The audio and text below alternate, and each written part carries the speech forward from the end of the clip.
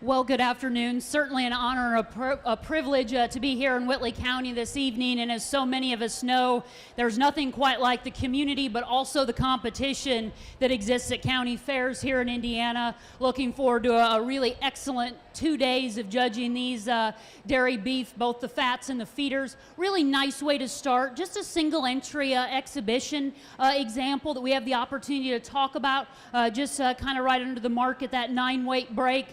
Young lady has a really nice kind of steer, I think proportionally made, really still sets, I think, a really good tone for hopefully the kind of cattle type and precedence and framework that we'll continue to reward throughout the day. Obviously one that as we think about the county fair level and our fat steer show could weigh up a little bit, but nonetheless I think a really nice way to start the festivities for this evening. Let's give this young lady and all the exhibitors that are yet to come through a round of applause.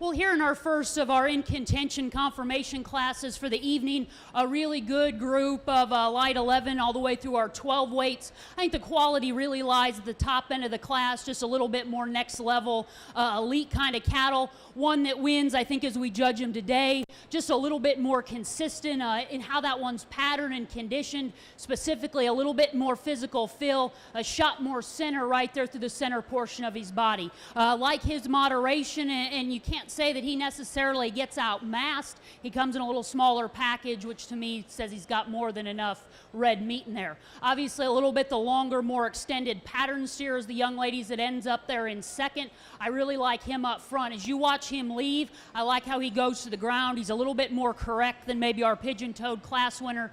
Difference here is as you study him mid-rib back, right there in front of his hooks, just not quite that extra shot of freshness, physical fill today, not quite as much muscle right there in his twist, lower quarter seat of his pants, as that really stout square one that we have that wins. But that's a really ultra competitive pair. It's okay if we don't see another steer today. Those are two awfully good kind of steers, but I know that we're in for a really good evening. Calf that comes out in third, just a little bit more moderate, and it's not necessarily about picking smaller cattle, but I think a little bit more right kind of size, and also just a little bit more practical, easier feeding kind of cattle.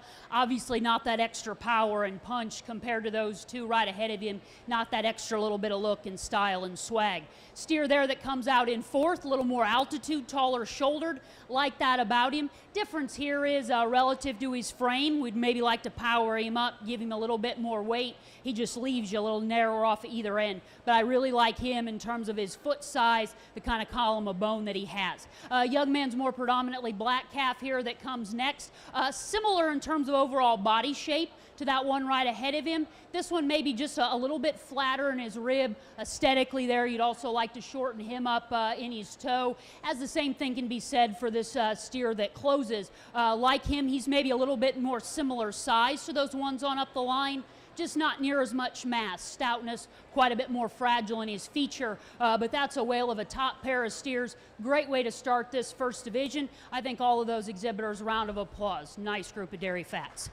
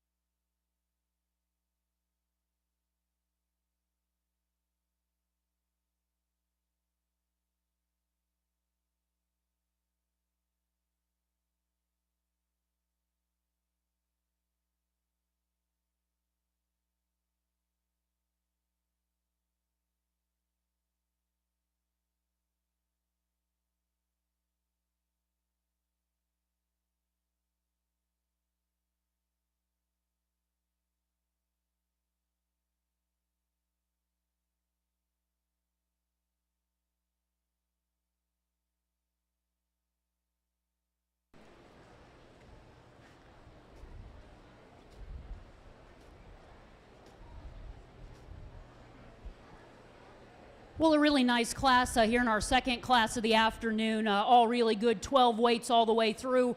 Top end of the class, though, I think one that runs away with the competition. Birthmark steer, just ultra attractive, so good on his profile, has that kind of next level style, but doesn't disappoint you in terms of a substance, genuine width.